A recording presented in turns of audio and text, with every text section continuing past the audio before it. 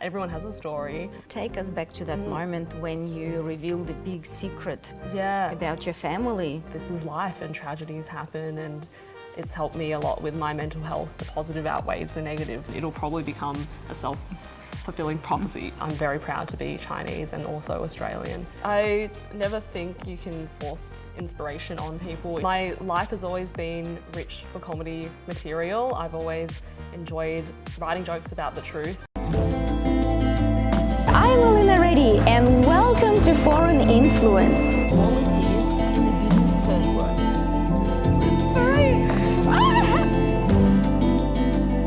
Yes, it's within us.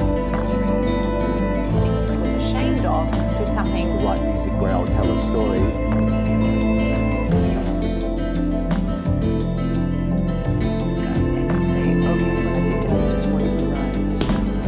Give it What's happening? Their lives can be better. Happiness is about having a good time, it's about joy. The girl will go along a faith, so. And the challenge is...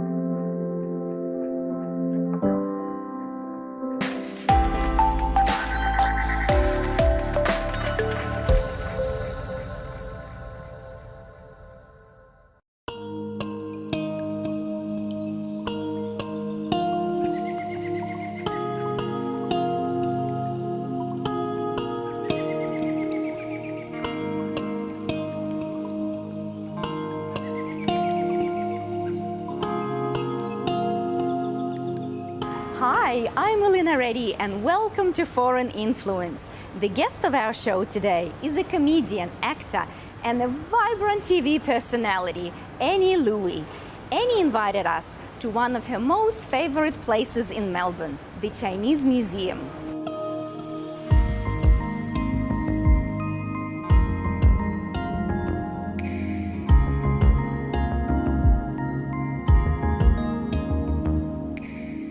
What I find fascinating is that in Chinese culture, that's what it seems to me, I don't know, a lot has to do with luck. Even how the restaurants are named Lucky Dragon. Yep.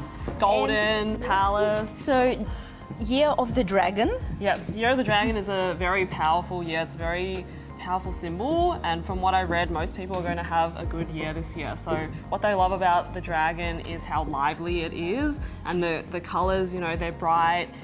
They also use lion dancing as a symbol of good luck, and the dragon has so many people required to hold it up as well. So there's a lot of energy behind the Year of the Dragon. So I'm the Year of the Rooster, and I read my prediction, and it's meant to be fantastic for business and go boldly into 2024.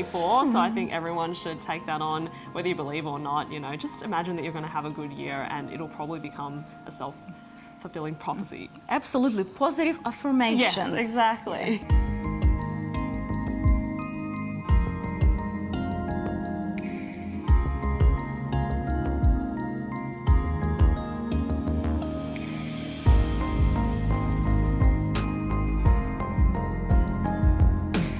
Annie, welcome to Foreign Influence. Thank you so much for having me. It's a really special time here at the Chinese Museum, so that's also why I chose to invite you to do the interview here, because it's the Year of the Dragon, and this is also the home of the longest dragon in the Southern Hemisphere. Oh wow, that is impressive. I'm impressed that you know that. I love Melbourne and I love fun facts about the city. If I wasn't a comedian, I probably could be a tour guide actually. How have you been? I've been well. I've been travelling overseas. I just spent 6 weeks in Hong Kong. I went to China as well and to Taiwan, and I did some performances there. So it's been my first time trying to do comedy overseas, and I have really enjoyed it. Very, very exciting. The audiences there have been very welcoming, and in Australia we have a lot of competition in the comedy market, but over there it's been an experience just to be one of the only women performing there professionally. So yeah, I have found that there's so much to talk about because none of it has been seen before, so I definitely want to go back and explore more and learn more about Chinese culture and my family history over there as well. Well, your life has been full of challenges that you overcame and dealt with them remarkably well. Yes, thank you. Right before the interview, I already got spotted here at the museum by the people who work here and some guests who were wandering by saying they had seen my interview on Australian Story on ABC TV, and it's been quite a roller coaster to have someone documenting your life for a year, basically. So the first thing we filmed on that show was right here at the Chinese Museum when I did my comedy show here, and it was called Gold, so I'm wearing a dress that's in that theme. It was some of my best jokes from the last few years that I've been developing. Did you know I used to be a maths tutor? But I worked out very quickly you don't need to be qualified to be a maths tutor, you just need to look like this. This is how you get to go to rich people's houses and eat their cheese. My life has always been rich for comedy material. I've always enjoyed writing jokes about the truth and including my very interesting family story around my dad, who was an older dad. I was born and he was already 60 years old, and then finding out he had other families before us and other marriages. I started researching and digging into that, and the ABC helped me put together this documentary that followed my journey. And yeah, there were some unexpected twists and turns, but Yeah, a lot of unexpected twists and turns. yeah, it's not your classic family history research project, so I think I'm really glad now to have started that, and there's still a lot to be done in real life, and I've met so many people who weren't able to be included in the program, and we also have some country history in Coleraine, Victoria, that I'm going to explore more with one of the characters on the program, who was Keith, my dad's former best friend. So hopefully we can do a road trip together and see what lies 4 hours away from Melbourne and interview more people, actually, just for my own knowledge. Take us back to that moment after your father passed away and you walked into the garage and you started going through his things. Take us back to that moment when you revealed the big secret about your family to yourself. Yeah, even at my dad's funeral I said that I was the firstborn child and I did the eulogy, so I was really surprised when I pulled out a briefcase and saw that there were lots of photos of people who look like us, so 2 daughters who look like us, and yeah, it was like in a different time. These black and white photos were from the 60s and 70s, and it was like unearthing something really cool and exciting, but also something that made me angry, because I thought if only you could talk to us in real life, we would have accepted this, because in Australia it's very normal to have divorces in your family or to get remarried.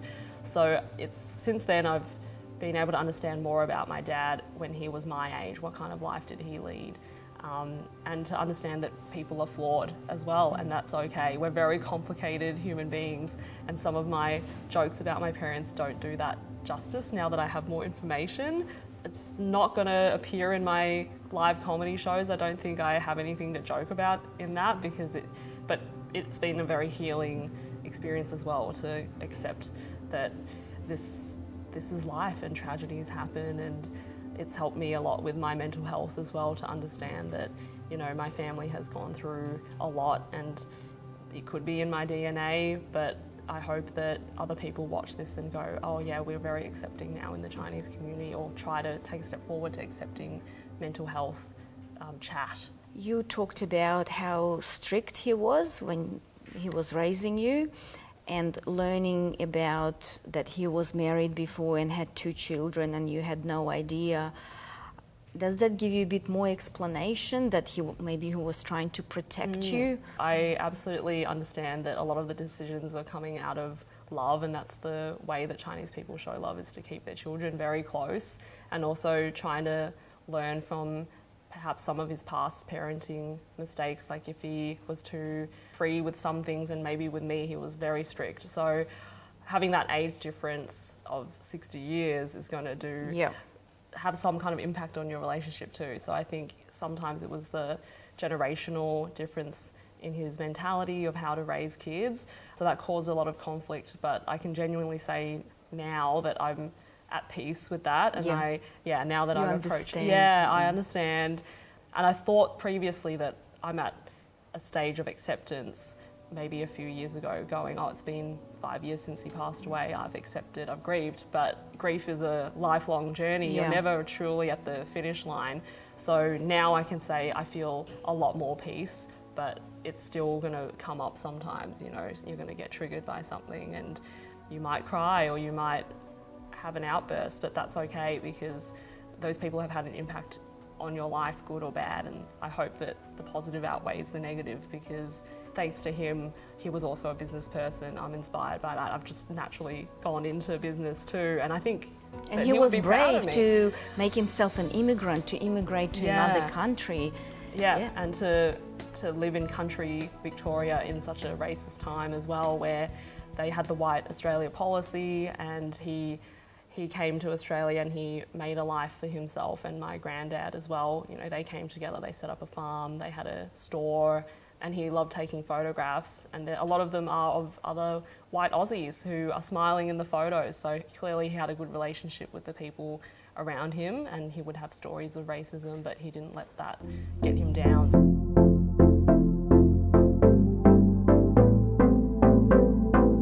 Annie, you had to face the biggest probably challenge of your life, especially so young, when you became a survivor of severe fire burns.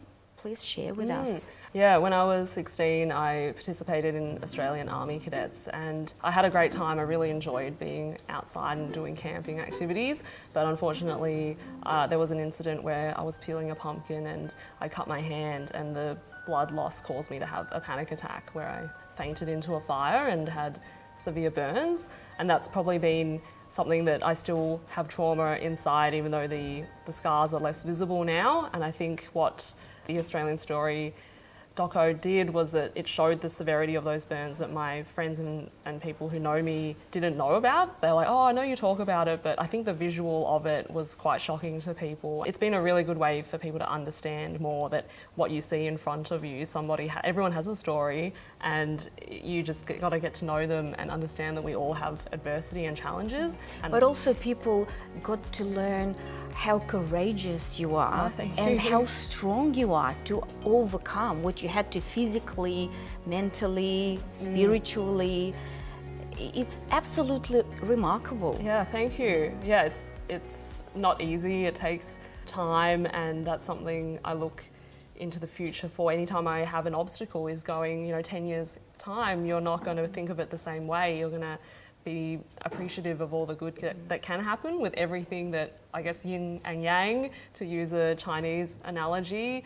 With the good comes the bad, and with the bad comes the good. So yeah, I couldn't be here today in front of you like this if that hadn't have happened to me. So very grateful, and always love hearing other people's stories of adversity and how they overcame it, because I think that's life. I was just lucky to go through that at an early age and have all these deep realizations after 16.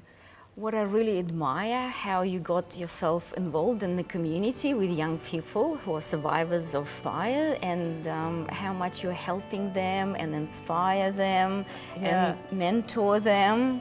That was very touching. Yeah, I never think you can force inspiration on people. If they want to be inspired, they end up being inspired, but I just try to be a mentor and be around and go each year on these camps with the Kids Foundation, which they help with not only burn survivors but also all sorts of trauma and serious injuries. And for instance, it could be a child who has a dog bite but it's not visible and they're still scared on the inside. So it's trying to get them to come out of their shell and trust people, and I'm inspired by them probably more than they're inspired by me, to be honest. So I went into it thinking I would volunteer and I'm going to help people and inspire them. But actually, once I was there, I realised it was really good for my mental health as well, and to be able to open up and talk to people who are from that community that I've never met before. And my mum was able to go last year for the first time on the camps. That's yeah, lovely. It was great, because the families often are left out when they focus very much on the victim or the survivor, and their siblings miss out on that attention, and the families don't get to talk to each other and support each other. So she got to meet for the first time other burn survivors, and she could see how positive they were, even if they had up to 80% burns. And things could have always gotten worse. Yes, exactly. And she loved going on walks with all the other volunteers and the mums, and yeah, I think she'll definitely go back. So I'm really happy for her to have that experience so many years later. One of the things that I really love about you is that you're a very proud Aussie, but you're also very proud of your Chinese heritage. What was it like growing up in Australia in a household with both parents who have come from China? Yeah, back in the day I was not proud to be Chinese. I think it's a common migrant diaspora story where I was the one who had the smelly lunch at school. It was me and the Indian kid who had hot lunch. And now I think I'm so lucky to have had a meal like that when everyone else was eating boring sandwiches. Absolutely, yes. They had no idea what they were missing out on. Exactly. Now they're all queuing up. Yeah, they're all queuing up for noodle soups. Yeah. Back in the day I had to go to Chinese school on Sundays. I would have to learn the language, and that was because my friends were doing it and I was just interested in what my friends were doing. I have the lessons I learned in Mandarin that have unfortunately now left me, but now I'm focusing on learning a language that's similar to my dialect that I speak at home. The dialect is Taishanese, but now I'm trying to get my Cantonese to be better because that's the next most common language that is very useful if you're in Hong Kong or Guangdong province. So it's kind of made me realise baby steps. I want to improve that language and hopefully relearn Mandarin. But already I've seen some improvement having gone to Hong Kong and spent about a month there and just listening to the sounds again. So I think hopefully in the future, you know, you're never too old to learn a language, I don't think. And especially thinking my mum came to Australia when she was 30 and she's still relearning English and trying to improve her skills. So I think I'm kind of inspired by that too. Absolutely. But yeah, imagine going to a new country at this age and not knowing any of the language. Let's talk about your passion of comedy. How did that come about? I spent a lot of time in my recovery watching stand-up DVDs, and I loved performing and looked up to people like Judith Lucy, Will Anderson. I just borrowed every DVD I could and just sat there and watched it and started taking notes from my own life that I thought could be funny, and I always started with what I knew. So things like my family, real life experiences. I just started, if I had something to complain about, I started writing it down and taking it to the stage. So I think from there, I never knew it could be a business or that you can go overseas and do this as a living, but it was small steps. First you go to the rooms, you can do competitions, which I did, you practice your material, and the Melbourne Comedy Festival has helped me so much in terms of giving me a platform. Even at 16, I still had bandages on my face, but I performed at the town hall to up to 2,000 people, and I was hooked. And I thought, this incredible. Yeah, I can't believe I'm a teenager. I'm applauding you right now. Thank you. So I wanted to be a hobby at the beginning, which I continued throughout uni, and then once I got a job, a 9-to-5 job, I was still thinking about comedy on the side. You know, at night time you go and you do gigs for no money, and eventually I thought, oh, is this going to happen for me? It's now or never. Let's just rip the band-aid off and go full-time with comedy. And it worked out really well. So since then, this is my 6th year doing it professionally as a full-time comedian. I've been seeing a therapist to get over some scars that I'm self-conscious about on my face that nobody even talks about anymore except for me. And she told me her advice was to go to people that I've met recently and ask them if they noticed anything different when they first met me. So I asked a guy that I was newly dating, I said, hey, when you first met me, did you notice anything unusual about my face? And he said, yeah, I noticed you've got a really square head. Sorry, what? Great. Now I need more therapy. Thanks, everybody. You've been fantastic. I've been Annie Louey. See ya.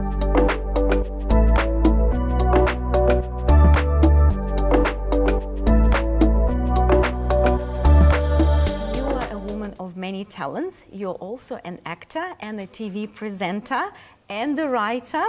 Yeah, a lot of things going on. I think you have to be, these days, to be a slashy, as they call it. You've just got so many different hats.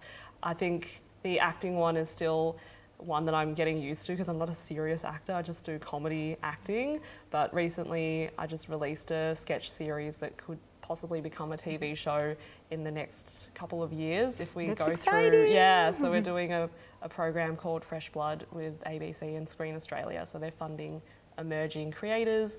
And again, coming back to real life experiences, where I worked at a funeral home during the pandemic. I became a wedding celebrant in the first year that I quit my day job and got some work experience at a funeral home, and suddenly I had no other work to pursue during the pandemic and I was working there full time, and that became the creative seed for this idea to do a fictional web series about a shambolic and dysfunctional funeral home where I'm working with a Middle Eastern boss. So I love creating stories where the diversity comes naturally and you don't need to shoehorn, other cultures into it, because in real life we're all getting along like this, and it's not special really. Like, I have so many friends who are multicultural and I just want that to be shown on screen in a very natural way. Annie, they're here. Okay, thanks.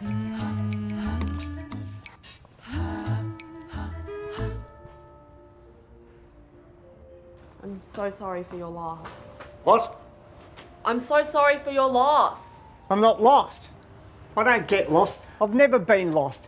I led a platoon through the jungles of Long Tan. No mobile phones, no JPS, no 5G, no vaccine, nothing. I could have taken out 100 of those little commie bastards if it hadn't been for that hand grenade. Still can't get a thing out of this here. Another thing that I really enjoyed watching the documentary about you is how close you are to your sister. Yeah, I confide in her about everything.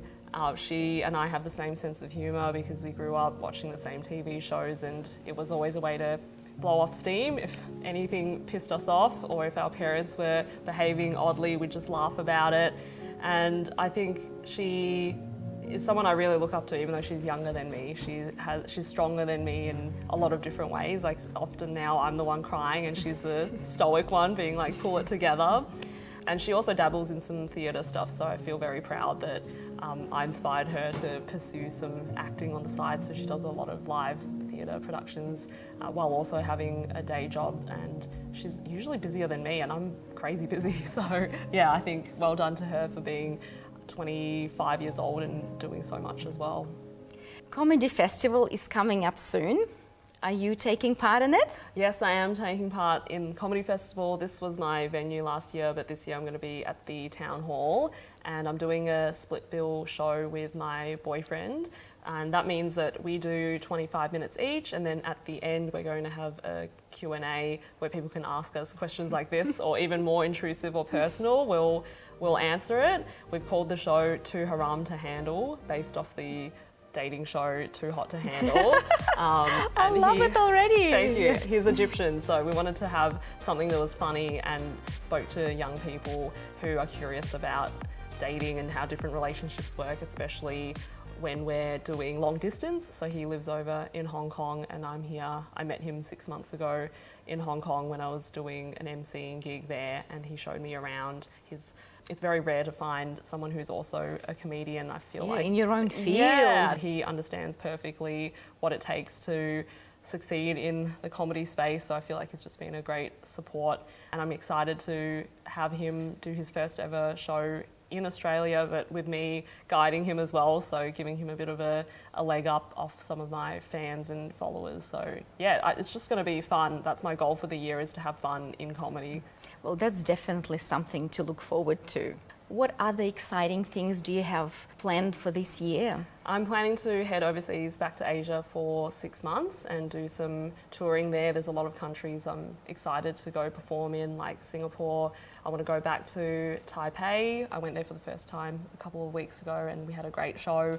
And hopefully after that, maybe go to the States and do comedy there too. So I'll be back in time for the next wedding season in November, but I've kind of blocked out these dates to just now or never try your luck in a different market and see if I can take on the world globally. Well, the world is your oyster. You're young, ambitious, strong and talented. I can say the exact same thing about you, Eleanor. Well, thank you so much for being part of our show today.